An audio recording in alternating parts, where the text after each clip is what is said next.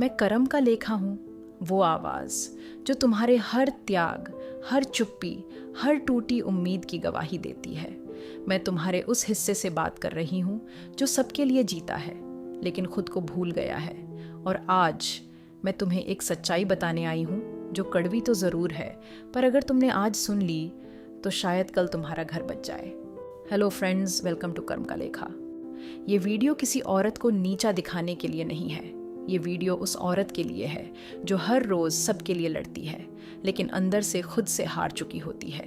वो जो थक चुकी है, वो जो टूट चुकी है, वो जो अपने दर्द को रोज़ मुस्कान में छुपाती है, पर उसे कोई नहीं पूछता तू ठीक है। कभी कभी जिंदगी में कुछ आदतें हमारी ही नहीं, हमारी माँओं की, दादी नानी की सीखी हुई आदतें हमें ऐसा कुछ सिखा देती हैं जो धीरे धीरे हमारी ही खुशियाँ निगलने लगती हैं। आज हम बात करेंगे 3 ऐसी आदतों की जो अगर किसी पत्नी में हो तो वो खुद तो दुखी होती ही है, उसका पूरा घर भी धीरे धीरे बिखरने लगता है। ये बात कड़वी है, पर अगर तुमने आज सुन ली तो शायद कल तुम्हारा घर बच जाए। अगर आप भी कभी ऐसा महसूस करती हैं कि आप थक चुकी हैं, टूटी हुई हैं या कहीं ना कहीं अपनी ही आदतों के जाल में उलझ गई हैं, तो यकीन मानिए ये वीडियो आपके लिए है। और अगर इस वीडियो की बातें कहीं ना कहीं आपके दिल को छू जाए तो प्लीज़ वीडियो को लाइक करें, चैनल को सब्सक्राइब करें ताकि ऐसी ही और भी वीडियो आप तक पहुंचती रहे। तो चलिए अब बात करते हैं उन 3 आदतों की जिनसे बचना बहुत ज़रूरी है। सबसे पहली आदत, जब पत्नी खुद को आखिरी नंबर पर रखती है। पहले पति की प्लेट लगाऊं, फिर बच्चों को खिलाऊं, फिर अगर कुछ बचा तो मैं खा लूंगी। सबके कपड़े धो दिए, सबका ध्यान रख लिया, अब खुद नहाने का मन नहीं कर रहा। मेरी तबीयत तो ठीक नहीं, पर घर का काम तो करना ही है। हर दिन, हर रात खुद को अनदेखा करते जाना, इसे त्याग मत समझो। ये आत्मत्याग नहीं, ये आत्मविनाश है। जब एक औरत खुद को ही अहमियत नहीं देती तो धीरे धीरे उसका शरीर जवाब देने लगता है, उसका चेहरा मुरझाने लगता है, उसकी मुस्कान गायब होने लगती है। और जब घर की रीढ़ की हड्डी यानी पत्नी खुद टूटने लगे तो पूरा घर लड़खड़ाने लगता है। कोई बच्चा ये नहीं कहता कि मम्मी थक गई है, मैं काम कर लूँगा। क्यों? क्योंकि हमने ही उन्हें सिखाया है कि मम्मी हमेशा सर्विस करती है। औरतें अक्सर ये सोचती हैं अगर मैं नहीं करूँगी तो कौन करेगा, पर वो ये नहीं सोचती कि अगर मैं ही नहीं बची तो ये सब मैं कब तक करूँगी। सच यही है, अगर एक पत्नी खुद को प्यार नहीं करती तो धीरे धीरे उसका अपना वजूद खो जाता है और साथ ही घर का सुकून भी। और अगली जो आदत है उससे तो कई बार रिश्ते में दूरी आ जाती है, जाने अनजाने। दूसरी आदत, जब पत्नी हर चीज़ का कंट्रोल अपने हाथ में रखती है। बच्चों को ऐसे पढ़ाओ, मेरे सास ससुर से ऐसे बात करो, मेरे तरीके से ही सब होगा। कभी कभी पत्नी सबके भले के लिए सोचती है पर भले की आड़ में कंट्रोल करने लगती है। घर के हर कोने पर उसका रिमोट कंट्रोल हो जाता है। किचन कैसे चलेगा, पैसे कैसे खर्च होंगे, बच्चे कैसे बैठेंगे, कौन से कपड़े पहनेंगे, हर चीज़ में बस उसका एक ही जवाब होता है, जो मैं कहूँ वही करो। औरतें ये सोच कर करती हैं कि मैं सब जानती हूँ, सबका भला चाहती हूँ, पर ऐसा करने से धीरे धीरे क्या होता है, सब रिश्ते दम घुटने लगते हैं। पति को लगता है मैं इस घर में सिर्फ नाम का हूँ, बच्चों को लगता है माँ की मर्जी के बिना कुछ बोल नहीं सकते, और सास ससुर तो जैसे एक साइलेंट कमरे की सजावट बन जाते हैं। इससे क्या होता है, घर एक मंदिर नहीं एक जेल जैसा लगने लगता है। रिश्ते बोझ बनने लगते हैं, बातें कम हो जाती हैं, दूरियां बढ़ने लगती हैं। और जब पति चुप हो जाए, बच्चे सवाल करना बंद कर दें तो समझ लीजिए घर अब सुखी नहीं रहा। लेकिन सबसे खतरनाक आदत तो अभी बाकी है, जो रिश्तों को अंदर ही अंदर तोड़ देती है। चलिए अब बात करते हैं तीसरी आदत की।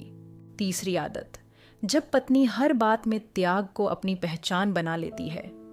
मैंने अपनी नौकरी छोड़ दी तुम्हारे लिए, मैंने अपनी सारी खुशियां कुर्बान कर दी, मैंने सबके लिए जी लिया, अब मैं क्या हूँ। कभी सुना है ये? त्याग जब दिखावे में बदल जाए तो वो त्याग नहीं रह जाता, वो बन जाता है इमोशनल ब्लैकमेल। और ये सबसे खतरनाक चीज़ है। क्यों? क्योंकि तब पत्नी खुद को एक शहीद समझने लगती है, वो हर किसी को कर्जदार समझती है। पति हंस ले तो बोलेगी मैं रोती रही और तुम हंस रहे हो। बच्चा कुछ अच्छा कर ले तो कहेगी मेरे त्याग का फल है ये। किसी और औरत की तारीफ हो तो बुरा मानती है। मैंने क्या कम किया था? ऐसी स्थिति में रिश्ते गिल्ट से चलने लगते हैं, प्यार से नहीं। औरत खुद अपने दुखों की गिनती करती रहती है और घर वाले उससे बचने लगते हैं, क्योंकि एक दर्द जो शब्द बन जाए वो सुनाई देता है, लेकिन एक दर्द जो ताना बन जाए वो चुभता है। अब सवाल ये है, समाधान क्या है? क्या पत्नी को खुद को बदलना चाहिए? नहीं, उसे खुद को याद दिलाना चाहिए कि वो एक इंसान है, मशीन नहीं, कि उसे भी आराम, प्यार, स्पेस और सम्मान चाहिए। 3 चीज़ें हर पत्नी को रोज़ करनी चाहिए। पहली, खुद से बात करना, हर रोज़ 10 मिनट, बस खुद के लिए। कहीं बैठो, रो लो, हंस लो, सोचो, अपने मन से जुड़ो।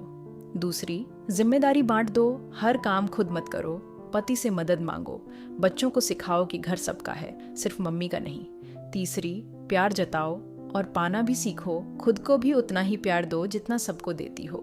खुद को भी कभी फूल गिफ्ट करो, खुद के लिए भी कभी कुछ पकाओ। इस वीडियो का मकसद क्या है?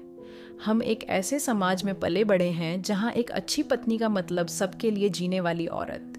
पर आज वक्त है इस सोच को बदलने का, क्योंकि अगर पत्नी सुखी नहीं है तो वो घर कभी भी असली सुख नहीं देख पाएगा।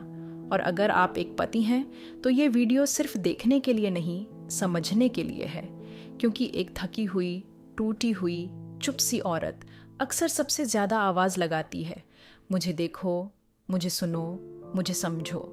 अगर तुम एक पत्नी हो और ये सब कुछ तुम्हें थोड़ा भी छू गया तो कमेंट में सिर्फ इतना लिखो, अब मैं खुद को नहीं भूलूंगी। और अगर तुम एक पति हो और तुमने इस वीडियो को दिल से देखा तो बस इतना लिख दो, अब मैं उसे समझने की कोशिश करूँगा। और अगर आपको समझ नहीं आ रहा कि क्या लिखना है तो बस एक हार्ट छोड़ दीजिए, ताकि हमें भी पता चले कि आप यहाँ तक जुड़े रहे। याद रखो, एक सुखी घर किसी महंगे शो पीस से नहीं बनता, बल्कि एक पत्नी की मुस्कान से बनता है। अगर तुमने ये वीडियो यहीं तक देखा है तो शायद तुम भी बदलाव चाहते हो, तो इस बदलाव को खुद से शुरू करो और इसे हर उस औरत तक पहुंचाओ जो खुद को बस एक मशीन समझ बैठी है। और हाँ, अगर आपको ये वीडियो पसंद आया हो तो एक लाइक ज़रूर कर दीजिए, कमेंट भी कर दीजिए। और हमारा छोटा सा गोल है जल्दी से 1000 सब्सक्राइबर्स पूरे करने का। अगर आपको अच्छा लगा तो चैनल सब्सक्राइब कर लीजिए, ताकि ऐसे ही और वीडियो आप तक आते रहें। तो मिलते हैं अगले वीडियो में, तब तक अपना और अपने अपनों का खूब ख्याल रखिए।